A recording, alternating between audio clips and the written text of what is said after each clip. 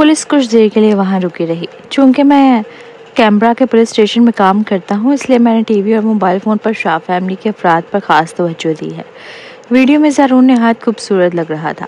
उसकी आरू जैसी रंगत और शख्सियत ने तो शोबिस इंडस्ट्री के दूसरे मर्दों को पीछे छोड़ दिया। अब कौन यकीन करेगा कि ये पुरतशद्दुद शख्स जो इस वक्त सामने खड़ा है वही शाह फैमिली का सबसे चमकता हुआ जानशीं है। ये सब कुछ खौफनाक था। बचाओ, मुझे बचाओ। मीरा घसीटती हुई पुलिस वाले के पास गई। उसकी पतलून का पांचा पकड़ा और फिर बेहोश हो गई। पुलिस वाला चौंक कर जागा और फौरन एम्बुलेंस को कॉल की। फिर ज़ारून को पुलिस की गाड़ी में ले गया। ये आज दूसरा मौका था जब ज़ारून को पुलिस स्टेशन आना पड़ा। अलबत्ता वो पूरी तैयारी के साथ आया था। गाड़ी में बैठते ही उसने अपने वकील को फ़ोन किया और हर जाने का बंदोबस्त करने लगा। जब वो पुलिस स्टेशन पहुंचा तो डायरेक्टर पुलिस चीफ ने उसे दोबारा देखकर सर पकड़ लिया। मॉनिटरिंग रूम में बैठा हुआ डायरेक्टर ज़ारून को स्क्रीन पर खामोशी से बैठे देख रहा था, लेकिन उसके जहन में वो तमाम मनाज़िर गर्दिश कर रहे थे जो उसने अभी थोड़ी देर पहले विला में मीरा पर तशद्दुद करते देखे थे। ज़ारून दर हकीकत कोई पुरतशद्दुद इंसान नहीं था। इससे पहले भी जब फरिया पर मीरा को अगवा करने का शक हुआ था तो उसने फरिया को ज़ोर से लात मारी थी, लेकिन उसके बाद उसने कभी किसी औरत पर हाथ नहीं उठाया। मगर आज जैसे वो पागल हो गया हो, उसके अंदर का तमाम दबाया हुआ गुस्सा और वहशत जैसे बाहर निकल आई हो। जब उसका मुक्का मीरा पर पड़ा तो वो ज़मीन पर गिरते ही माफ़िया मांगने लगी, हत्ता कि ज़ारून के सामने सजदे में गिरकर रहम की भीख मांगने लगी। और इस तरह उसके दिल में पहले मोहब्बत की सारी खूबसूरत यादें चकनाचूर हो गईं। वो खूबसूरत पहले मोहब्बत जिसे वो दिल से चाहता था, वह सब धोखा निकला। मीरा एक लालची, कमज़ोरियों पर जुल्म करने वाली और ताकतवरों से डरने वाली औरत निकली। उसमें कोई वक़ार नहीं था। जब माफ़ी मांगना बेअसर हुआ तो मीरा ने उल्टा ज़ारून को बुरा भला कहना शुरू कर दिया। ज़ारून, तुम इतने बेवकूफ़ क्यों हो? जो कुछ भी मैंने कहा तुमने यकीन कर लिया। अगर मैं ना भी झूठ बोलती तब भी तुम किसी और के झूठ का शिकार हो जाते। इस दुनिया में कई औरतें चालाक होती हैं, सिर्फ मैं ही नहीं। ज़ारून, तुम फरिया को बहुत पसंद करते थे। अगर तुम इतने ही संजीदा थे तो फिर मैं तुम्हें आसानी से क्यों फंसा सकी? मैंने तो बस एक रात थोड़ा सा बहकाया और तुम फौरन मेरे पीछे हो लिए। अगर तुम बेवफाई करते हो तो इसमें मेरा क्या कसूर? तुम खुद ही एक नाकाम इंसान हो। तुम मेरी बुनियादी ज़रूरियात भी पूरी नहीं कर सकते। अगर मैं किसी मर्द को ना ढूंढूं तो बाकी ज़िंदगी खुद को ही खुश करना पड़ेगा। फरिया को मेरा शुक्रगुजार होना चाहिए कि मैंने ही उसे तुम जैसे शैतान से निजात दिलवाई। मत मारो, प्लीज़ मत मारो मुझे। ज़ारून, मैं मर जाऊंगी, प्लीज़ छोड़ दो। मैं वादा करती हूँ आइंदा ऐसा नहीं होगा। ज़ारून, मैं तुम्हारे सामने घुटनों के बल बैठती हूँ, तुम्हारे पैर पड़ती हूँ। मैं वाकई मरने वाली हूँ, छोड़ दो मुझे। मुझे बहुत डर लग रहा है। शाम के वक्त फरिया काम में मसरूफ़ थी और जैसे ही वो सदारती महल के डाइनिंग रूम में दाखिल हुई, उसने एहसान को गुस्से में चीखते सुना। मैंने तुमसे पहले ही कह दिया था कि तुम्हें उसका ख्याल रखना चाहिए। अब देख लो अंजाम। क्या ये इसलिए है कि शाह फैमिली को दारुल हुकूमत में शर्म महसूस नहीं होती? एक 30 साल का मर्द एक औरत के हाथों तमाशा बन रहा है। अगर मैं उसकी जगह होता तो लस्सी लेकर खुदकुशी कर लेता। वो सिर्फ इसलिए इतना मगरूर है क्योंकि उसकी रगों में शाह खानदान का खून दौड़ रहा है। अगर तुम काबू नहीं पा सकते तो मुझे ये संभालने दो। फरिया ने गुस्से से फ़ोन पर बात करते एहसान की तरफ देखा। आखिरी बार एहसान इतना नाराज़ तब हुआ था जब रेहान के बारे में एक औरत के साथ अफेयर की अफवाह फैली थी। उसने रेहान की तरफ देखा जो आज बगैर ओवर टाइम किए खाने के लिए आया था। ये गैर मामूली बात थी और डरते डरते कुर्सी पर आकर बैठ गई और आहिस्ता से रेहान से बोली, तुम्हारे अब्बू को किसने नाराज़ किया है? रेहान ने चेहरे पर हैरत की झलक आई। तुम्हें अभी तक नहीं पता? उस तरफ एहसान ने फ़ोन ज़ोर से मेज़ पर मारा और गुस्से से कहा, मेरी भूख ही मर गई है उस जानवर की वजह से। क्या मैं उसे बता दूँ? कम से कम उसे सच्चाई का सामना तो होगा। सब खत्म, हानिया ने बेनियाजी से कहा। जो बात हर अक्लमंद इंसान को साफ नजर आ रही है वो इसे अब तक समझ नहीं आ रही। अगर सर ना फटे तो ही गनीमत है। अगली बार भी मीरा कुछ करेगी तो वो फिर भी उस पर यकीन करेगा। मीरा? फरिया की आंखों में चमक आई और इसे सिब्बी की बात याद आ गई कि मसली फंस चुकी है और वो जल्द ही कार्रवाई शुरू करेगी। क्या ये वही मामला था? उसके दिल में तजस्सुस की आग भड़क उठी। उसने रेहान के बाजू मेज़ के नीचे से खींचा। रेहान ने आहिस्ता से खींचा। खान साहब, मुझे लगा तुम्हें पता है, मैं सारा दिन लैब में थी, ठीक है? रेहान ने अपने वालिदैन की तरफ देखा। हानिया की आंखों में तशवीश थी। फरिया, क्या तुम वाकई तैयार हो? मुझे डर है तुम्हें बुरा न लगे जब तुम्हें सच पता चले। बड़ी माँ, मैं पहले ही मीरा और ज़ारून के बारे में सोच चुकी हूँ। फरिया ने संजीदगी से कहा। अब तो बस गपशप सुन रही हूँ। माँ जाने दो, वैसे भी उसे जल्दी मत देर पता चल ही जाना था। रेहान ने आह भरी। आज सुबह ज़ारून और मीरा की तलाक हो गई। पता चला कि मीरा शादी के दौरान ही बेवफाई कर रही थी। पिछले 2 माह से वह ज़ारून के साथ और हेमल कॉरपोरेशन के दूसरे नौजवान मिस्टर गैरेट के साथ घूमती फिरती थी। आज ज़ारून ने होटल में इन दोनों को रंगे हाथों पकड़ लिया। फिर तीनों के दरमियान मारपीट हुई और रिपोर्टर्स को भी खबर लग गई। फरिया हैरत ज़दा रह गई। जाहिर है वो जानती थी कि हेमल कॉरपोरेशन के दूसरे नौजवान को जानबूझकर शामिल किया गया था, लेकिन उसे नहीं पता था कि बाकायदा रंगे हाथों पकड़ने का सीन भी बनाया गया था और रिपोर्टर्स भी वहाँ मौजूद थे। ये मंजर यकीनन देखने लायक होगा। अरे मुझे वहाँ होना चाहिए था, मैंने ये मौका कैसे खो दिया। ज़ारून को पुलिस ले गई। बाद में अंकल ने उसे छिड़वाया और वो वापस भी लाया। वहाँ उसने मीरा को रोककर मारा पीटा। मीरा बेहोश हो गई और अस्पताल पहुँचाई गई। खुशकिस्मती से अब्बू ने बर वक्त हालात संभाल लिए, वरना बहुत बड़ा मसला बन जाता। रेहान ने संजीदा लहजे में कहा। लानती, फरिया ने चौंक कर कहा। मीरा तो उसकी जान थी, क्या वो उसे मार सकता है? रेहान ने लब भैंस लिए। हानिया ने बेबसी से कहा। जब दोनों तलाक की बात कर रहे थे, ज़ारून ने अपने बाप से 50 मिलियन कर्ज लिया था और कहा था कि मीरा 80 मिलियन लेकर तलाक पर राजी हो जाएगी। दरअसल ज़ारून ने अपने बाप से झूठ बोला। उसने मीरा को 100 मिलियन दारुल हुकूमत और मुल्क कैम्प की कोठियाँ देने का वादा खुद ही किया था। अब वो सारा पैसा वापस मांग रहा है, लेकिन मीरा देने से इनकार कर रही है। फरिया ने बेख्तियार अंदाज में हंस पड़ी। 100 मिलियन, बंगले, विलास, कितनी फयाजी है। जब उसने तलाक ली तो वो बच्चों को साथ ले आई, लेकिन कुछ हासिल ना कर सकी। ऐसा शख्स वाकई धोखा खाने और रुसवा होने के लायक है। हसन ने गुस्से से अपनी बीवी को घूरा। तुम अब भी ये बातें क्यों कर रही हो? हानिया तंजिया हंसते हुए कहा। मुझे फरिया के लिए अफसोस होता है, लेकिन मैं यही कहना चाहती हूँ कि ये सब खालिस बदला है। अगर ज़ारून फरिया के साथ वैसा सलूक करता जैसा वो मीरा के साथ करता है, तो फरिया का आज ये हाल ना होता। दुनिया की तमाम औरतें ऐसे घटिया मर्दों के लिए एक जैसी हैं। हानिया भी कोई इस्तिस्ना नहीं। एहसान को हानिया की बात पर कोई जवाब नहीं सूझा। वो सिर्फ गहरा सांस लेकर सोचने लगा कि उसके भतीजे ज़ारून ने कितनी बेवकूफ़ी से काम लिया। हानिया ने ठंडी सांस लेते हुए कहा। मैं तुम्हें एक बात बताती हूँ। खुशकिस्मती से जस्मीन ने शाह कॉरपोरेशन संभाल ली। अगर ये तुम पर मुनहसर होता और कॉरपोरेशन ज़ारून को दे दी जाती, तो वह मीरा से तलाक में 10 अरब दे आता। ये वाकई मुमकिन है। रेहान ने सर हिलाकर अपनी राय दी। जितना मुझे मालूम है, ज़ारून भाई ने हाल ही में ओशर कॉरपोरेशन में एक बड़ी रकम लगाई थी और इस वक्त उसके पास ज़्यादा पैसा नहीं होना चाहिए। अब वो सिर्फ 100 मिलियन के लिए खुद को करा रहा है। ये 100 मिलियन नहीं होंगे, वरना ज़ारून तुम्हारे अंकल से झूठ क्यों बोलता? हानिया ने तन से कहा। कमाल है, ज़ारून के पास इतना पैसा आया कहाँ से? फरिया हैरान रह गई। उसे ताज्जुब हुआ। अगरचे शादी के वक्त उसने ज़ारून से रकम के बारे में सवाल नहीं किया था, लेकिन अंदाज़ा था कि काफ़ी अरबों की बात थी। फरिया के सवाल पर एहसान का चेहरा और ज़्यादा बिगड़ गया। रेहान ने फरिया की तरफ देखकर वजाहत दी। ज़ारून और मीरा की शादी पर सैकड़ों मिलियन लगे। उसमें जहेज़, प्लास्टिक सर्जरी और मीरा का इलाज सब शामिल था, जो कि सब महंगे थे। मीरा बुरी तरह जख्मी हुई थी, लेकिन अब उसका चेहरा खूबसूरत हो गया है। हाथ भी काम करने लगे हैं। ओशर कॉरपोरेशन के हादसे के बाद ज़ारून के साथ को शदीद नुकसान पहुंचा और उसके सरमायाकारी वाले मंसूबे भी नाकाम हो गए। मुख्तसर ये कि मीरा एक पैसा जलाने वाली मशीन है। वो अमूमन शॉपिंग, जेवरात खरीदने और महंगी खिड़ाती के तकरीबात में हिस्सा लेती है, जिन पर लाखों खर्च होते हैं। फरिया ने खामोशी से पालने में सोई हुई जारिया पर नजर डाली। वो सोचने लगी कि ज़ारून ने अपनी बेटी पर कितने पैसे खर्च किए। तलाक के बाद बहुत कम मिलने आया। जब भी आया कुछ दूध, खिलौने और कपड़े ले आया। कोई बच्चों की कफालत की रकम नहीं दी। शायद उसे लगता है कि मैं उसकी बेटी के खर्चे पर भी लालच करूँगी। शुक्र है कि जारिया के दादा दादी बहुत फ्याज है। उन्होंने जारिया को शाह कॉरपोरेशन के शेयर्स दिए और हर नए साल पर जारिया को ईदी के साथ एक बैंक कार्ड दिया। शायद वो सब जानते हैं कि उनका बेटा कितना काबिल है।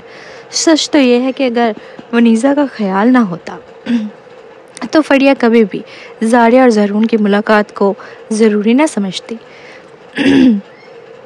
एहसान और उसकी बीवी ने भी फरिया की नज़रें देखीं। शायद वो दोनों जान गए थे कि फरिया क्या सोच रही है। आह भरते हुए एहसान ने कहा, रेहान तुम क्या बातें ले बैठे, चलो खाना खाते हैं। उसका मतलब ये था कि अब इस मौजू पर मज़ीद बात ना हो। फरिया ने मज़ीद कुछ ना पूछा। ताहम एहसान का खाना ज़्यादा खुशगवार नहीं था اور جب وہ گیا تو اس کے چہرے پر بیزاری چھائی ہوئی تھی۔ فریہ کا موڈ بہت اچھا تھا۔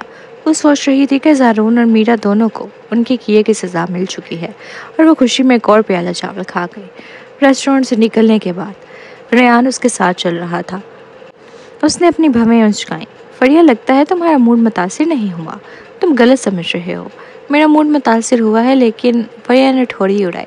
اس کی آنکھوں میں خوشی کی جھلک تھی۔ یہ اثر تو میرے موڈ کو اور بہتر بنا رہا ہے۔ آخر کو وہ لوگ جو خود کو سچا پیار کہتے تھے اب ایک دوسرے کے چہرے سے نقاب نوچ رہے ہیں، ایک دوسرے کو تباہ کر رہے ہیں۔ یہ سب دیکھنا بہت اچھا لگ رہا ہے۔ ریان نے گہرائی سے فریہ کو دیکھا اور کہا، مجھے ڈر ہے کہ ساری ڈرامہ بازی کے پیچھے کوئی ہے جو آگ کو ہوا دے رہا ہے۔ کیا؟ فریہ چونک گئی۔ وہ جان بوجھ کر انجان بنی رہی، اگرچہ وہ اس کا بوائے فرینڈ تھا، لیکن کچھ راز ایسے تھے جو ابھی نہیں بتا سکتی تھی۔ ریان نے کندھے اچکائے۔ فریہ، اگر تم بات نہیں کرنا چاہتی تو چھوڑو، میں بس اتنا کہنا چاہ رہا تھا کہ سب کچھ زیادہ ہی منطقی انداز میں ہو رہا ہے۔ تم نے کہا کہ میرا معذور ہے، تو پھر وہ ایمیل کارپوریشن کے دوسرے نوجوان وارث کو کیسے باندھ سکتی ہے؟ فریہ نے فوراً کہا، ایسا نہیں ہو سکتا۔ میرا معذور ضرور ہے، لیکن اس کا چہرہ اب بھی خوبصورت ہے، اور بستر میں وہ یقیناً بہت چلاک ہوگی۔ آخرکار وہ بہت تجربہ کار ہے۔ ویسے بھی تم جیسے مردوں کو تو یہی پسند آتا ہے، لیکن یہ میں نہیں ہوں۔ اسٹریٹ لیمپ کے نیچے ریان کا خوبصورت چہرہ آدھا روشن تھا اور آدھی پرچھائی میں۔ وہ ہنسا، مجھے تو صرف تمہاری مہارت پسند ہے۔ فریہ کا چہرہ شرم سے سرخ ہو گیا۔ حالانکہ روشنی زیادہ تیز نہیں تھی، ریان کی آنکھوں میں شرارت تھی۔ ریان نے ہلکا سا مسکرا کر جب وہ پھولوں کی جھاڑیوں کے پاس سے گزرا، جان بوجھ کر اپنی رفتار تھوڑی بڑھائی اور اس کے بازو کو ہلکے سے چھوا۔ اس کی انگلیاں فریہ کی چھوٹی انگلی کو جیسے غیر ارادی طور پر چھو گئی، جو بہت ہی مبہم سا اشارہ تھا۔ فریہ چونکی، اس کی سرد نظروں سے دیکھا اور آنکھوں کے اشارے سے اس کے خاموش رہنے کو کہا۔ صدارتی محل میں ہر طرف آنکھیں اور کان موجود تھے۔ میں نے سچ کہا ہے، ریان نے آہستہ سے مسکرا کر کہا۔ فریہ کا دل خوشی سے بھر گیا، لیکن اس کا چہرہ سنجیدہ رہا۔ اس نے کہا، اچھا چھوڑو یہ باتیں، میرا کی بات کرو۔ وہ اسپتال میں ہے نا؟ کیسا ہے اس کا حال؟ یہ سنتے ہی ریان کی پیشانی پر بل آ گیا۔ حال زیادہ اچھا نہیں۔ تمہیں یاد ہے کہ اس نے حال ہی میں چہرے کی پلاسٹک سرجری کروائی تھی، تو زارون کے تشدد سے اس کا چہرہ خراب ہو گیا ہے۔ چاہے کتنی بھی اچھی سرجری ہو، وہ پہلے جیسا نہیں ہو سکتا۔ اس کے بازو اور ٹانگیں بھی زخمی ہوئے۔ اب اگر وہ ایمیل کارپوریشن کے نوجوان وارث کو بہکانا بھی چاہے تو میرا خیال ہے کہ اس کا چہرہ دیکھ کر لوگ ڈر جائیں گے۔ فریہ چونکی، زارون کے اندر ایسا تشدد؟ پھر ریان خود ہی ہنس پڑا۔ میں بھول گیا، اس نے تو ایک بار میری پسلی بھی توڑ دی تھی۔ غصے میں وہ واقعی خطرناک ہو جاتا ہے۔ خوش قسمتی سے اس بار مجھے صرف پسلی کا زخم آیا تھا۔ سب کچھ ختم ہو گیا ہے۔ ریان نے ہمدردانہ نظروں سے اسے تسلی دی۔ سب کچھ ختم ہو گیا؟ فریہ نے شکر ادا کیا۔ اچانک طلاق لینے کا فیصلہ واقعی اچھا تھا۔ اگرچہ زارون کا میرا کو مارنا اسے اندرونی طور پر خوشی دے رہا تھا، لیکن ایک سابق بیوی کی حیثیت سے سب کچھ خوفناک بھی تھا۔ ویسے وہ پہلے ایسا نہ تھا۔ چونکہ ریان اس کا رشتہ دار تھا جو اس کے ساتھ بڑا ہوا تھا، وہ کچھ الجھن میں تھا۔ بس زارون پہلے کبھی عورت پر ہاتھ نہیں اٹھاتا تھا۔ وہ بس تھوڑا مزاج کر تیز تھا۔ شاید زندگی میں بہت زیادہ دباؤ نے اسے ایسا بنا دیا۔ یہ سب کچھ شاید اس کی زندگی کا سب سے بڑا صدمہ ہے۔ تھوڑی دیر کے بعد ریان نے اچانک کہا، فریہ، اس واقعے کے بعد بھائی زارون بہت پچھتائے گا۔ ممکن ہے وہ تم سے دوبارہ تعلق جوڑنے کی کوشش کرے۔ ہاں، کیا میں کوئی کچرا جمع کرنے کا اسٹیشن ہوں؟ فریہ نے بے رحمانہ انداز میں طنز کیا۔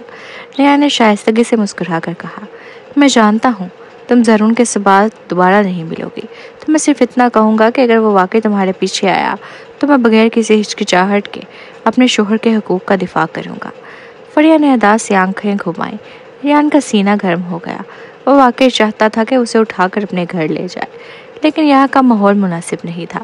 وہ اسے برداشت ہی کر سکتا تھا، بس یہ کہ وہ چھپ چھپ کر رہنا نہیں چاہتا تھا۔ اس کا ایک منصوبہ بن چکا تھا۔ فریہ ریان کی سوچ کو مکمل طور پر نہیں سمجھ سکی۔ اگلے دن جب وہ کمپنی گئی تو فوراً صبرین کے دفتر میں گئی۔ آج رات تمہیں میں کھانے پر لے جا رہی ہوں۔ آخرکار اس کمبخت میرا کو اس کے گناہوں کی سزا مل ہی گئی۔ اور ہاں، ریان کو بھی بلا لینا۔ ایسا موقع ہے کہ ہم 2-3 جام خوشی کے پینے چاہیے۔ میرا نے اتنے بڑے کام کیے اور آنٹی جویریا کو مار ڈالا۔ اس چہرے کا نقصان ہوا، اپاہج ہوئی اور مردوں نے چھوڑ دیا۔ یہ بھی کم ہے۔ صبرین نے میز سے سر اٹھایا۔ اس کا خوبصورت سا چہرہ سر جذبات سے چھپا ہوا تھا۔ फरिया चौंकी। ये तो सच है, तो फिर अब क्या करोगी? मैंने गैरेट से कहा कि वो मीरा के लिए वकील का बंदोबस्त करे और अदालत में मुकदमा दायर करे। सबरीन ने अचानक मुस्कुराकर कहा। फरिया हैरान रह गई। वो सबरीन की सोच को समझ ना सकी। क्या ज़रूरी है? चाहे वो केस लड़े, लेकिन शाह खानदान कभी उसे जीतने नहीं देगा। वो जीत नहीं सकती, लेकिन वो ज़रून को बुरी तरह काट सकती है। सबरीन ने फरिया को गले लगाया और चमड़े की नशिस्त पर टेक लगा ली। याद है जब शहजाम और मीरा के दरमियान मुकदमा चल रहा था, ज़रून ने मीरा का साथ दिया था। वो शहजाम को मुसलसल समझाता रहा कि वो तलाक की बड़ी रकम छोड़ दे, लेकिन नतीजा खुद उसके गले पड़ा। अगर वो अब नहीं जीत सकती तो कम से कम मैं उसे अज़ियत तो दे सकती हूँ। तुम ज़रून को अज़ियत देना चाहती हो या शहजाम उसे अज़ियत देना चाहता है? फरिया ने हंसते हुए पूछा। मैं देना चाहती हूँ। सबरीन ने उसे देखा। किसने कहा वो तुम्हें तंग करे? फरिया अचानक जज्बाती हो गई और दौड़कर सबरीन को गले लगा लिया। सिब्बी, मैं तुमसे दिन ब दिन और ज़्यादा मोहब्बत करने लगी हूँ। तुम इतनी दबंग क्यों हो? अगर तुम मर्द होती तो मैं ज़रूर तुमसे इश्क कर बैठती। अगर तुम मर्द होती तो शहजाम का क्या बनता? सबरीन ने उसका गाल नरमी से दबाया। आखिरकार जब मैं ज़िंदगी में सबसे ज़्यादा बेबस थी, तब तुम ही थी जो मेरे साथ थी। तुमने मेरी, महफीना और महराम की भी देखभाल की। मैं ये कभी नहीं भूलूंगी। सिब्बी, तुमने अपना फ़ोन गाड़ी में छोड़ दिया था। अचानक दफ्तर का दरवाज़ा खुला और शहजाम का चेहरा स्याह हो गया जब उसने अंदर का मंजर देखा। सिब्बी, फरिया, तुम दोनों ये क्या कर रही हो? उसके बारीक होंठों से गुस्से भरी आवाज़ निकली। शहजाम तेज़ी से आगे बढ़ा और फरिया को सबरीन से अलग कर दिया। अगर पिछली सब रात सबरीन ना बताती तो शहजाम को कभी मालूम ना होता कि फरिया इन दिनों रेहान से मुलाकात कर रही है। वो तो सोचने लगता कि शायद दोनों ख़वातीन के जिनसी रुझानात ही बदल गए हों। मास्टर शहजाम, आप क्या कर रहे हैं? शहजाम के हसद बड़े चेहरे को देखकर फरिया ने जानबूझकर होंठ सुकेड़ते हुए कहा। अभी मैं और सबरीन आपस में बात कर रहे थे और सबरीन ने कहा कि फरिया चाहती है मैं मर्द बन जाऊं। हाँ शहजाम, तुम्हारा कोई लेना देना नहीं। और फरिया ने भी कहा कि वो मुझे कभी नहीं भूलेगी। क्या फरिया ने वाकई ऐसा कहा? शहजाम ने सबरीन पर घूरते हुए पूछा और सबरीन का चेहरा इंतहाई बदसूरत हो गया। सबरीन, खांसी, फरिया ने वाकई ऐसा कहा था, लेकिन ये सिर्फ बहनों के रिश्ते की बात है। क्या ज़रूरी है कि उसे धोखाधड़ी की तरह दिखाए? फरिया फ़ौरन शहजाम के सामने खड़ी हो गई। यंग मास्टर सूरी, आप क्या कर रहे हैं? अगरचे आप सबरीन से सुलह कर चुके हैं, लेकिन उसके दिल में मेरी जगह नाकाबिल तब्दील है। जब वो सबसे ज़्यादा बेबस और मायूस थी तब मैं उसके साथ थी, और आप ही थे जिन्होंने सबरीन को इतने लंबे अरसे तक तकलीफ़ दी। हमें अब भी सर जोड़ कर सोचना होगा कि बदला कैसा लें। क्या आप में हिम्मत है? इस बार मैंने वाकई मीरा को ठीक तरीके से सबक सिखाया, जिसने आप दोनों के दरमियान रिश्ता बर्बाद किया। फरिया की बात ख़त्म होते ही शहजाम साख्त हो गया। शहजाम का चेहरा देखकर फरिया को थोड़ा सा अफसोस होने लगा। शहजाम, छोड़े, मैं तो बस फजूल बातें कर रही थी। मेरा मतलब सिर्फ इतना था कि हमें मीरा का असल चेहरा पहचानना चाहिए। अब वक्त आ गया है कि हम उसे अपनी ज़िंदगी से निकाल दें। लेकिन वो भाग गई और अब वापस आकर इतनी सारी गड़बड़ी कर रही है। फरिया की बात मुकम्मल होने से पहले ही शहजाम ने अपना फ़ोन नीचे रखा और ज़ोर से दरवाज़ा बंद करके चला गया। फरिया ने पलकें झपकाईं कि मैंने कुछ गलत कहा? तुमने बिल्कुल दुरुस्त कहा, सबरीन ने अपना फ़ोन उठाते हुए कहा। मीरा शुरू से ही ज़रून की गर्लफ्रेंड थी और सब कुछ उसके ज़रिए हुआ। मीरा की वजह से ही वो ज़रून और तरवीन से मिली और ज़रून ने हम सबको बहुत नुकसान पहुंचाया। लिहाजा अब उसे खुद ही उसका खमियाजा भुगतना होगा। फरिया, सबरीन ने उसकी बात काटी। उसकी लंबी पलकें थोड़ा सा झुक गईं। अगरचे मैं और शहजाम दोबारा साथ हो गए हैं, लेकिन मीरा वो रुकावट है जो हमारे दिलों में हमेशा मौजूद रही है। वरना क्या तुम सोचती हो कि हम इतने अरसे से साथ रहने के बावजूद दोबारा शादी क्यों नहीं करना चाहते? ये सब मज़ाक़ा खेस है। मैं, तुम, रानिया, हम सब ने एक मामूली मीरा की वजह से बहुत कुछ खोया। मैं मुतमईन नहीं हूँ। मीरा के लिए मैं चाहती हूँ उसे कानून के ज़रिए वो सज़ा मिले जो वो वाकई डिज़र्व करती है। तुम आंटी जवेरिया की मौत की बात कर रही हो? हाँ, सबरीन ने सर हिलाया। चाहे मीरा मजदूर हो जाए या बदसूरत, उसमें मेरा दिल खुश हो सकता है, लेकिन आंटी जवेरिया और रानिया का क्या? आंटी जवेरिया को उसने मारा था। सिर्फ इसी सूरत में मैं सुकून महसूस करूँगी जब कोई हर मीरा के किए गए गुनाहों को जाने और कानून उसे सजा दे। फरिया की आंखें तंग हुई, वह अचानक सब कुछ समझ गई। इसलिए सबरीन कभी भी अलीज़ा के मीरा से निमटने के तरीके से मुत्तफिक नहीं थी। मीरा को एक हफ्ते अस्पताल में गुजारने के बाद गैरेट उसे होटल वापस ले आया। उस वक्त एक वकील का नोटिस भी आया जो ज़रून की तरफ से था। زرون نے میرا پر جھوٹی شادی کا مقدمہ دائر کیا ہے اور مطالبہ کیا ہے کہ وہ ان کی شادی کے دوران خرچ کی گئی رقم کے ساتھ ساتھ ذہنی اذیت کے بدلے میں بڑی رقم ادا کرے۔ میرا نے وکیل کا خط پڑھنے کے بعد ہوٹل میں زرون کو گالیاں دینا شروع کر دی اور پھر گیرٹ سے منتیں کرنے لگی۔ گیرٹ، تمہیں ضرور میری مدد کرنی ہوگی، کوئی وکیل تلاش کرو جو یہ مقدمہ جیت سکے۔ میں چاہتی ہوں کہ زرون ذلیل ہو جائے اور دنیا کے سامنے رسوا ہو۔ ٹھیک ہے میرا، پریشان مت ہو، میں ضرور تمہیں انصاف دلاؤں گا۔ گیرٹ نے اسے تسلی دی، لیکن اندر وہ سب کچھ برداشت کر رہا تھا۔ یہ واقعی خوفناک تھا کہ میرا بحثی نظر آتی تھی۔ اس کے چہرے کے دونوں کی طرف گڑے پڑ چکے تھے، یہاں تک کہ اس کی ناک بھی دب گئی تھی اور اس کی آنکھیں بھی ایک بھوتنی کی طرح دھس چکی تھی۔ عدالتی کارروائی کے دوران میرا روز پاگلوں کی طرح برتاؤ کرتی، گالیاں دیتی اور چیزیں پھینکتی۔ وہ اس بات کو برداشت ہی نہیں کر پا رہی تھی کہ وہ کتنی بدصورت ہو چکی ہے اور اس کے پاؤں مکمل طور پر مفلوج ہو چکے ہیں۔ جب مقدمے کا دن آیا تو گیرٹ نے بہانہ بنا کر نہ آنے کا فیصلہ کیا۔ عدالت کے باہر راہداری میں خاموش دیواروں کے بیچ کچھ چیخنے کو تیار تھا۔ میرا کو ویل چیئر میں دھکیل کر لایا جا رہا تھا۔ اس کے چہرے پر تکن، غصہ اور بے بسی کا مکروہ امتزاج تھا۔ جیسے ہی وہ ایک موڑ پر پہنچی، سامنے سے زرون آ گیا۔ سیاہ چشمے، کسا ہوا جبڑا، قدموں میں گرور، نظر ٹکرائی اور ماضی کا لاوا دہک اٹھا۔ میرا نے زور سے اپنی ویل چیئر کے بازو پر ہاتھ مارا اور گرا کر کہا، زرون، تمہیں تو زمین بھی قبول نہ کرے۔ تم جیسے گھریلو تشدد کرنے والے خود غرض ہیں، جس مرد کو مر جانا چاہیے، مندی تھی تبھی 10 سال تک تم جیسے سام کو دل میں بسائے رکھا۔ اس کی آواز کانپ رہی تھی، مگر انداز خالص نفرت سے بھرا تھا۔ زرون کے چہرے پر ہنسی اور غصہ ایک ساتھ ابھرے۔ اس نے آہستہ سے چشمہ اتارا اور آگے بڑھ کر جھک کے اس کی آنکھوں میں ڈال دیا۔ میں مر جاؤں؟ تم تو جیتے جی مجھے مار دیا تھا۔ میری عزت، میری ساکھ، میرا سکون، سب کچھ تم نے چبایا ہے۔ تم جیسی عورت وفا کے نام پر کلنک ہو۔ میرا نے چیخ کر جواب دیا، تمہیں وفا کا مطلب بھی آتا ہے؟ تم نے مجھ پر ہاتھ اٹھایا، میری ہڈی توڑی، میری روح کو کچلا اور پھر خود کو معصوم کہتے ہو۔ زرون کی رگیں تن گئیں۔ وہ قدم موڑ آگے بڑھا۔ لوگ راہداری میں رک گئے، نظارے میں گم۔ ہاں، ہاتھ اٹھایا کیونکہ تم نے مجھے مجبور کیا۔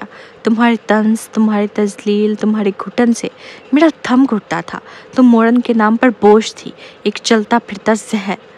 میرا کا چہرہ سرخ ہو گیا، آنکھوں سے آنسو نکلنے لگے، مگر غصہ کم نہ ہوا۔ اور تم مرد کے نام پر داغ ہو، جس نے میری مجبوری کو کمزوری سمجھا، جس نے مجھے توڑ کر خوشی محسوس کی۔ زرون نے دانت پیسے آواز دبا دی، تم نے میری شادی بھی تباہ کی، جھوٹے الزامات لگا کر میری بیوی کو بھی میرے خلاف کر دیا۔ تم وہ زہر ہو جو مرتے دم تک پیچھا نہیں چھوڑتا۔ میرا کی چیخ بلند ہوئی، اور تم وہ ناسور ہو جو جسم کو نہیں روح کو گلانے آتا ہے۔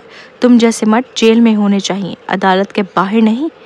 اس دوران ایک سیکیورٹی اہلکار دونوں کے درمیان آیا اور سخت لہجے میں بولا، بس کریں آپ دونوں، یہ عدالت ہے، ڈرامہ گھر نہیں۔ دونوں نے ایک دوسرے کو آخری بار نفرت سے دیکھا، جیسے دونوں ہی اپنی اپنی آنکھ میں جھلس رہے ہوں۔ زرون پیچھے ہٹا، میرا نے گردن پھیر لی۔ خاموشی چھا گئی، مگر فضا میں ابھی بھی ان کے الفاظ کا زہر گونج رہا تھا۔ وکیل نے فوراً اس کے کندھے دبائے، ینگ ماسٹر شاہ پرسکون ہو جائیں۔ زرون نے گہری سانس لیے، پھر بغیر پیچھے دیکھے عدالت میں داخل ہو گیا۔ اس مقدمے میں زرون کے لیے وکیل خود کو ہارون نے مقرر کیا تھا، اور وہ عالمی سطح پر ایک بڑا قانونی ماہر تھا۔ مقدمے کی سماعت کے دوران وکیل نے ہر قسم کے ثبوت عدالت میں پیش کیے اور میرا پر جھوٹ بول کر زرون کو دھوکہ دینے اور اس کی جائیداد ہتھیانے کا الزام لگایا۔ میرا کا وکیل بھی کمزور نہ تھا۔ اس نے زرون پر الزام لگایا کہ اس نے اپنی بیوی کو نہ صرف نام کی بیوی بنا کر رکھا، اس کے علاوہ اس نے کہا کہ زرون کا کچھ ذاتی مسائل تھے جنہیں چھپا کر اس نے میرا کو ایک بیوہ جیسی زندگی گزارنے پر مجبور کیا۔ وکیل نے یہاں تک کہا کہ زرون طلاق کے بعد بھی میرا کو مارا۔ دونوں فریقوں کے وکلا میں زبردست بحث ہوئی اور عدالت میں دونوں کی ساری گندگی کھل کر سامنے آ گئی۔ عدالت میں بیٹھا جج بھی حیرت زدہ تھا۔ خوش قسمتی سے شاہ خاندان نے پہلے ہی اشارہ دیا تھا کہ یہ مقدمہ خفیہ طور پر نپٹایا جائے، ورنہ پورا ملک ہنسی سے پاگل ہو جاتا۔ 1 گھنٹے بعد جج نے زرون کے حق میں فیصلہ سنایا، لیکن ساتھ ہی کہا کہ زرون کے گھریلو تشدد نے خاتون کی شکل و صورت کو تباہ کر دیا اور اسے زندگی بھر کے لیے معذور بنا دیا۔ اس لیے میرا کو اصل میں ملنے والے $300 ملین رقم کی بجائے صرف وہی جائیداد اور پیسہ دیا جائے گا جو طلاق کے وقت معاہدے میں طے ہوا۔ اس فیصلے پر زرون نے عدالت میں غصے سے میز پر مکہ مارا۔ میرا کی حالت بھی کچھ بہتر نہ تھی۔ 100 ملین ہی اس کے پاس رہ گئے تھے۔ اس کے علاوہ ملک میں موجود گھر اور ویلاز جنہیں وہ چھوڑنا نہیں چاہتی تھی۔ نہیں، میں یہ فیصلہ نہیں مانتی۔ میں اپیل کروں گی، میں کچھ بھی کبھی ایسے پیسے اور گھر نہیں دوں گی۔ وہ سب کچھ میرا ہے۔ میرا عدالت میں چیخنے لگی جیسے کوئی پاگل عورت ہو۔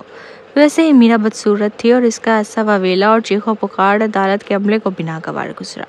وہ بھی زرون کی بیوی چننے کی اہلیت پر افسوس کرنے لگے۔ سب کی نفرت بھری نظریں دیکھ کر زرون کا چہرہ شرم سے لال ہو گیا اور اسے لگا کہ اس کا پورا وجود برف کی غار میں جم گیا ہے۔ زرون یہ مقدمہ جیت گیا، مگر لگتا تھا کہ اس نے اپنی ساری عزت ہار دی۔ میرا نے اسے زندگی بھر کے لیے رسوائی دی۔ میرا نے اسے چاہا اور جس عورت سے میں کبھی اندھی محبت کر بیٹھا ہوں وہ در حقیقت پیسے کی پجاری نکلی۔ اوہ، زرون کے لبوں کے کونے سے بے بسی جھلکنے لگی۔ اسی لمحے عدالت کے دروازے کھلے اور چند پولیس اہلکار باہر آئے اور اپنے کاغذات نکالے۔ ہم پولیس والے ہیں، ایک اطلاع ملی ہے کہ میرا ایک قتل کے کیس میں ملوث ہے۔ ہم اسے حراست میں لینے آئے ہیں۔ یہ معاملہ تحقیقات کے لیے پولیس اسٹیشن لے جایا جا رہا ہے۔ زرون حیرت زدہ رہ گیا۔ میرا چیخ اٹھی، کون سا قتل؟ یہ کیسی بکواس ہے؟ تم کیا کہہ رہے ہو؟ کس نے اطلاع دی ہے کہ تمہارے والد کی دوسری بیوی جویریہ کی موت مشکوک ہے؟ پولیس کے پاس کچھ شواہد موجود ہیں جن کے مطابق تم صرف قتل کی ملزمہ ہی نہیں بلکہ تم نے جویریہ کی لاش کو بھی تباہ کیا۔ ساتھ ہی تم نے جن مردوں کے ساتھ رشتہ رکھا ان پر کئی بار کالا جادو کرنے کی کوشش کی تاکہ ان کی دولت حاصل کر سکو اور شادی کے ذریعے دھوکہ دے سکو۔ اس لیے ہم تمہیں عدالت سے ہی گرفتار کر رہے ہیں اور ضمانت کی اجازت نہیں دی جا سکتی۔ ایک خاتون پولیس آفیسر نے میرا کی کلائی پکڑی اور اسے زبردستی لے گئی۔ میں نے کچھ نہیں کیا، میں نے کسی کو نہیں مارا، مجھے بدنام نہ کرو، گیرٹ، مجھے بچاؤ، مجھے بچاؤ۔ میرا کی پاگلوں جیسی چیخیں دروازے سے باہر جاتے ہی ختم ہو گئی۔ زرون اب بھی سکتے میں تھا۔ جویریہ کی موت کا میرا سے کیا تعلق؟ کیا واقعی وہ مردوں پر جادو کرتی تھی؟ لاش کی بے حرمتی ہر بات اسے کانپنے پر مجبور کر رہی تھی۔ اس نے آخر کس عورت سے شادی کی تھی؟ کیا فریہ جو کہتی تھی وہ سچ تھا؟ جتنا وہ سوچتا گیا اتنا ہی زرون کے بدن میں سرد لہر دوڑ دی گئی۔ وکیل نے دستاویزات سمیٹتے ہوئے کہا، ینگ ماسٹر شاہ، کیس ختم ہو چکا ہے۔ میں چاہتا ہوں، امید ہے آپ آئندہ آنکھیں کھول کر عورتوں کا انتخاب کریں گے۔ سڑک پر کھڑی عام عورت بھی میرا سے بہتر ہوگی، یہ کہہ کر وکیل وہاں سے روانہ ہو گیا۔ زرون کا چہرہ سفید پڑ گیا۔ عدالت سے تیزی سے نکل کر زرون بھی فوراً پولیس اسٹیشن پہنچا۔ وہاں پہنچ کر اس نے دیکھا کہ شہزام، صبرین اور علیزہ پہلے سے موجود تھے۔ کیا تم لوگوں نے پولیس کو اطلاع دی تھی؟ زرون نے حیرانی سے ان کی طرف دیکھا۔ صبرین نے اپنی خوبصورت مگر حقارت بھری آنکھوں سے اس کے بکھرے ہوئے حلیے والے زرون کو دیکھا جو کالا سوٹ پہنے تھا مگر داڑھی بڑی ہوئی تھی اور آنکھیں سوجی ہوئی تھی۔ صرف ہم ہی نہیں تھے، زرون نے حیرت میں پڑ گیا۔ اسی وقت گیرٹ نیچے آیا، اس کے ساتھ وکیل بھی تھا اور اس نے پولیس والے کا ہاتھ مضبوطی سے پکڑ لیا۔ براہ کرم اس کمبخت میرا کو سخت سزا دیں۔ میں نے اس کے ساتھ اچھا سلوک کیا مگر اس نے مجھ پر جادو کرنے کی کوشش کی۔ اگر میری سیکرٹری وقت پر شک نہ کرتی تو شاید میری ساری زندگی کے لیے برباد ہو جاتا۔ وہ بہت ہی خطرناک عورت ہے، اسے کسی صورت رہا نہ کیجیے جائے۔ زرون حیران رہ گیا۔ اس نے غصے سے گیرٹ کو پکڑ لیا۔ تم کیا کہہ رہے ہو؟ تم تو میرا کے عاشق تھے نا؟ میں تھا، مگر کیا پتا تھا وہ اتنی خطرناک ہے۔ گیرٹ نے اپنا ہاتھ چھڑایا اور کہا، میں تو بس اس سے جسمانی تعلق چاہتا تھا، مگر اسے دیکھو، وہ میرے پانی میں کچھ ملا دیتی تھی جس سے میرا دماغ دن بہ دن دھندلا ہوتا جا رہا تھا۔ پھر وہ مجھے بستر میں ہی ہپنوٹائز کر کے ایسا بناتی کہ میں واقعی اس سے محبت کرنے لگا اور شادی کا سوچنے لگا۔ یہ سب بہت خوفناک تھا۔ خوش قسمتی سے چند دن پہلے میں اچانک بے ہوش ہو گیا اور میری اسسٹنٹ مجھے ہسپتال لے جایا، تب جا کے سب کچھ کھلا کہ وہ میرے ساتھ کیا کر رہی تھی۔ گیرٹ نے غصے سے اپنے دماغ کو کوسا۔ شکر ہے میرے گھر والوں نے ایک ماہر نفسیات کو بلایا، ورنہ میرا دماغ مکمل طور پر برباد ہو چکا ہوتا۔ ضرور الجھ گیا، مگر پچھلی بار تم نے اس کی مدد کی تھی۔ اوہ، میں نے میرا کی مدد کی؟ گیرٹ ہنس پڑا اور بولا، میں نے یہ سب میرا کو سبق سکھانے کے لیے کیا۔ تمہیں کیا لگتا ہے، کیا نینی نے تمہیں بتا دیا کہ میں نے اسے پیسے دیے؟ تم یہاں آ گئے، تمہیں لگتا ہے کہ میرا اچانک میرے بستر پر کیسے آ گئی؟ اور رپورٹر بھی اتفاقاً نہیں پہنچ گیا؟ تم میرے ساتھ کھیل کھیل رہے ہو؟ زرون نے اس کا کالر پکڑ لیا۔ گیرٹ نے طنزیہ انداز میں کہا، میں بھی ہمل خاندان کا دوسرا جوان ماسٹر ہوں اور آج تک کوئی عورت جرأت نہیں کر سکی کہ میرے ساتھ دھوکہ کرے۔ میرا نے مجھے ایک اٹھایا گیا مرد سمجھ کر دھوکہ دیا تو میں نے اسے ایسی سزا دی کہ جیتی جاگتی موت بن جائے۔ میرا تو مجھے پھانس کر تمہیں واپس کرنے کے لیے رقم بھی لینا چاہتی تھی۔ یہ سب بس ایک خواب تھا اور تمہیں تو مجھے شکریہ کہنا چاہیے۔ اگر میں نہ ہوتا تو تم ساری زندگی میرا کے ہاتھوں کھلونا بنے رہتے۔ زارون کو جیسے سانپ سونگھ گیا، اس کا سارا جسم ساخت ہو گیا۔ گیرٹ نے اس کے سینے پر ترس کھاتے ہوئے انگلی ماری۔ تمہیں معلوم ہے میرا تمہارے بارے میں نجی طور پر کیا کہتی تھی؟ کہتی تھی کہ تم بستر میں نکمے ہو، اسے بالکل مطمئن نہیں کر سکتے، اور تم پیسوں کے معاملے میں بہت سنجیدہ ہو، ہر چیز کی قیمت بار بار دیکھتے ہو۔ وہ تو تمہارے چہرے سے تنگ آ گئی تھی اور مجھے کہتی تھی کہ اسے جلدی سے آسٹریلیا سے باہر لے جاؤں۔ وہ تمہارے ساتھ رہ کر اداکاری نہیں کرنا چاہتی تھی۔ زارون کے حسین لب غصے سے کانپنے لگے کیونکہ میرا کی باتیں حد سے زیادہ نیچ تھیں۔ اوہ، کیا وہ واقعی پیسوں کا اتنا خیال کرتا تھا؟ لیکن میرا تو بار بار پیسوں کی کمی کی شکایت کرتی تھی، خود ہی فضول خرچ تھی، مہنگے بیگز، 1 لاکھ سے اوپر ہار، لاکھوں کے کپڑے بھی مہنگے اور لگژری، پھر بھی پیسے کم لگتے تھے، اور آخر میں وہی عورت پیٹھ پیچھے سے بدنام کر رہی تھی۔ میرا جو 10 سال سے اچھی عورت کا نقاب اوڑھے بیٹھی تھی، وہ تو کسی کتے سے بھی گئی گزری نکلی۔ پاس کھڑی صبرین نے اپنے خوبصورت سرخ ہونٹوں پر طنزیہ مسکراہٹ کے ساتھ کہا، مجھے تو میرا سے سخت نفرت ہے، لیکن ایک بات اس کی صحیح تھی کہ ینگ ماسٹر شاہ واقعی پیسوں کے معاملے میں بہت سخت ہے۔ طلاق کے بعد بھی وہ بچے کے خرچ کے لیے تنگی کرتا ہے۔ یہ ناممکن ہے۔ گیرٹ حیران رہ گیا۔ اس نے تو میرا سے شادی کے بعد صرف 3 مہینوں میں $300 ملین خرچ کر دیے تھے۔ اتنی بڑی رقم! صبرین نے منہ پر ہاتھ رکھ کر حیرت سے کہا، اور اس کی آنکھوں میں تحقیر اور بڑھ گئی۔ مجھے تو لگتا تھا کہ زارون ہر عورت سے ایسا سلوک کرتا ہے۔ آخرکار طلاق کے بعد جب اپنی بیٹی سے ملتا ہے تو بمشکل $1000 خرچ کر کے چند کپڑے اور کھلونے لے آتا ہے۔ بس کرو، اور کچھ نہ کہو۔ زارون مزید برداشت نہ کر سکا، شرمندگی سے چہرہ جھکا لیا۔ میں مانتا ہوں کہ میں نے فریا اور زاریہ کو نفقہ نہیں دیا، لیکن میرے والدین نے کچھ نہ کچھ دیا ہے۔ زاریہ کو شاہ کارپوریشن کے کچھ حصص بھی ملے ہیں جن سے ہر سال منافع ملتا ہے، اور میں نے بھی کچھ کمپنیوں میں سرمایہ کاری کی ہے جس سے مجھے نقصان ہوا۔ شہزام نے سخت لہجے میں کہا کہ شاہ کارپوریشن کے حصص کا تم سے کوئی لینا دینا نہیں، وہ تمہارے بڑوں نے تمہارے والد کے ذریعے تمہاری پوتی کو دیے تھے، تمہیں نہیں۔ زارون، تمہیں خود سے پوچھنا چاہیے کہ تم نے زاریہ کو کیا دیا۔ صبرین نے بھی کہا، زارون، تم نے ایک باپ ہونے کے ناطے اپنی کوئی ذمہ داری پوری نہیں کی، اور پھر بھی تم خود کو باپ پہ کہلاتے ہو۔ تم ابھی بھی غلطی پر ہو۔ ٹھیک ہے، میں غلط تھا، مجھے معلوم ہے کہ میں غلط ہوں۔ زارون کا جسم کانپنے لگا۔ اس نے مٹھی سختی سے بند کی، درد سے بھرا ہوا۔ ان دنوں اس کے دل و دماغ میں سب سے زیادہ جو خیال تھا وہ میرا کی غداری تھی، لیکن حقیقت میں فریا اور اس کی بیٹی کا قرض بھی برابر تھا۔ اس نے سوچا کہ وہ فریا جیسی اچھی بیوی اور زاریہ جیسی پیاری بیٹی کو میرا جیسی فریبی عورت کے لیے چھوڑ آیا، تو اس کا دل چاہا کہ خود کو مار ڈالے۔ زارون واقعی اندھا ہو گیا تھا۔ وہ میرا کے ہاتھوں بار بار کیسے بے وقوف بن گیا؟ کیا اس کے دماغ میں واقعی سراغ تھا؟ نہیں، ایسا نہیں ہے۔ زارون کی نظریں گیرٹ پر پڑیں اور اچانک اس کے ذہن میں خیال آیا، میں بھی میرا کے ہپنوٹائزم کے زیر اثر ہوں گا۔ ہاں، یقیناً ایسا ہی ہے جیسے شہزام کے ساتھ ہوا تھا۔ شہزام، تم نے کہا تھا نا کہ تمہاری یادداشت میں میرا نے بدلی تھی، اور تم نے میرا کو ڈیٹ کر رہے تھے، تم اس کے ہپنوٹائزم میں تھے۔ تمہیں ایسا نہیں کہنا چاہیے۔ شہزام نے زارون کی بات کاٹتے ہوئے کہا، میں نے تم سے کئی بار جھگڑا کیا ہے، اگر تمہاری یادداشت میں کوئی تبدیلی ہوتی تو ہم کب کا پتہ چل گیا ہوتا۔ صبرین نے کہا، زارون، تم گیرٹ جیسے نہیں ہو۔ اگر تمہیں پتہ چلتا کہ میرا نے دھوکہ دیا ہے تب بھی تم اس کے ہپنوٹائزم کا شکار ہوتے اور اسے مارنے کے بجائے اس پر یقین کرتے رہتے۔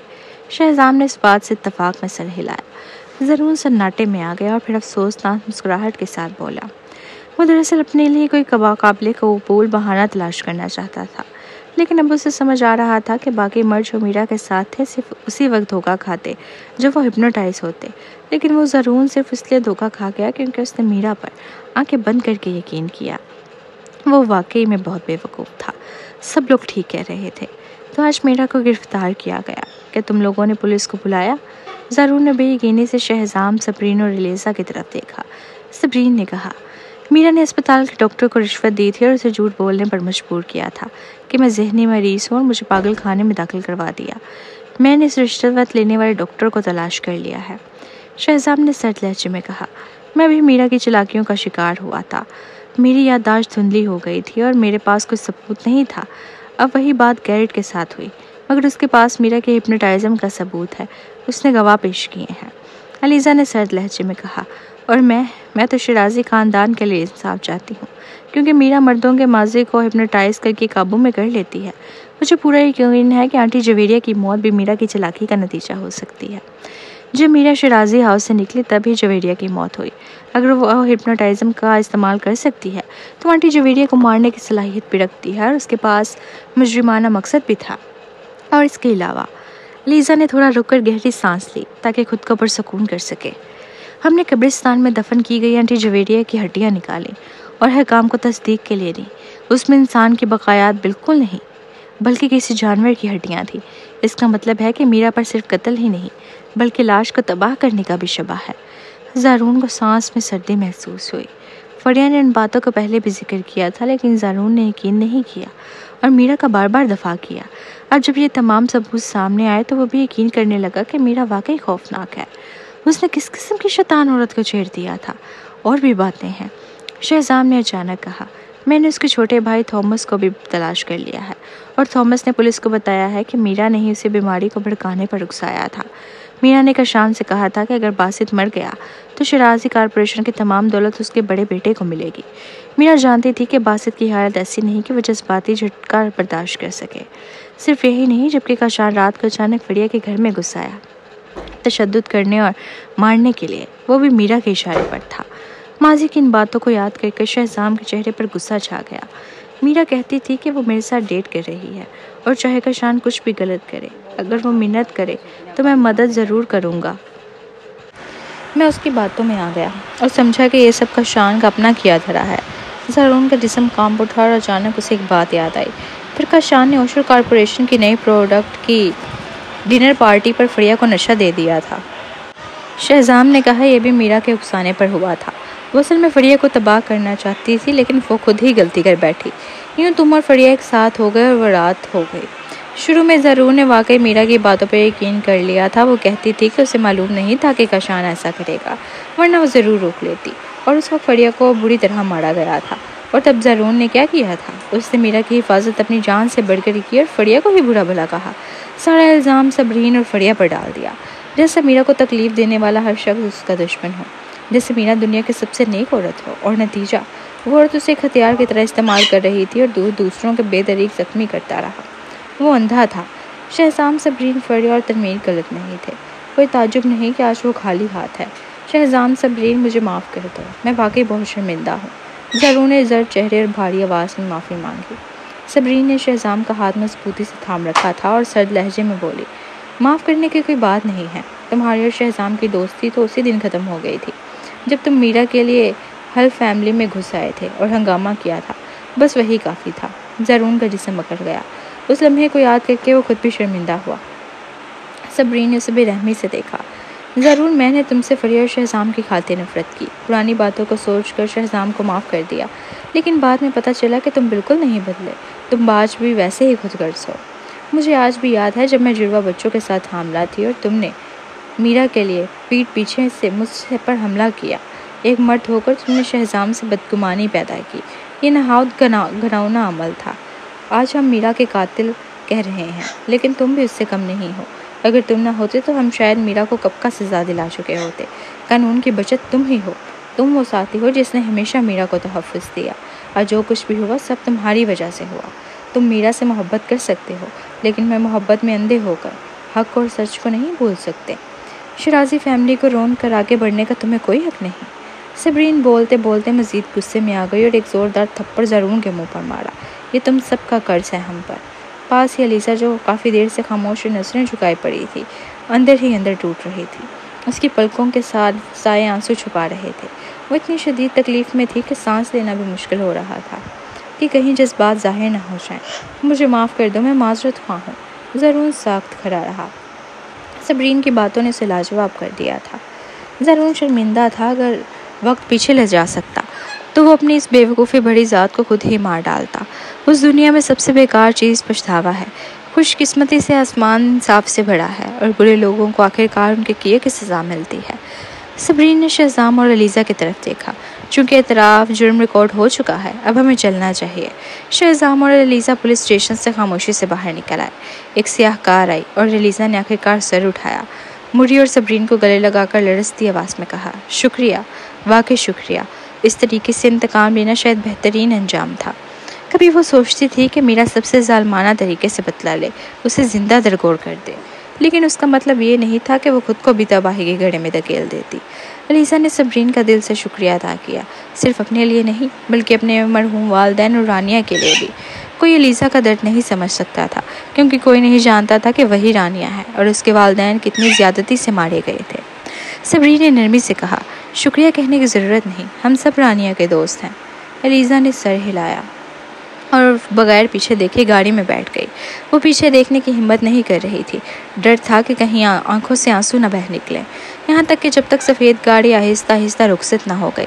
شہزام نے صبرین کو گلے لگا لیا اور شرمندگی سے سر جھکا کر کہا، صبری، جب تم زرون کو ڈانٹ رہی تھی میں معذرت چاہتا ہوں، دراصل میں خود بھی کچھ بہتر نہیں تھا۔